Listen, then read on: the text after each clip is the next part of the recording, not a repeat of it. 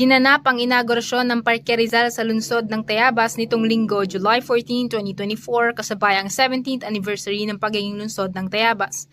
Kasama ang ina ng lungsod na si Mayor Love D. Reynoso Ponchoso, sinimulan ng pagdiriwang na ito sa muling pagbubukas ng Rizal Park. Ang pasinaya ay sinalubong ng isang seremonya at banal na pagbabasbas. Muling binuksan sa publiko ang Rizal Park na kilala bilang isang makasaysayan na lugar na sentro ng kasiyahan at iba't ibang aktibidad pang paaralan, pang sibiko, mga pesteho at marami pang iba. Pinaalala ng punong lungsod na bagamat ang Tayabas ay patuloy na lumalago, hindi nila nakakalimutan ang kagandahan at yaman ng kasaysayan sa kanilang lungsod. Na bagamat tayo ay umuusad bilang lungsod, tayong mga Tayabasin ay hindi nakakalimot sa isang napakaganda, napakakulay at napakayamang history ng lungsod ng Tayabas. Gabriel Lucpan, nag-uulat para sa DZTG 96.7 Destiny Radio at your service.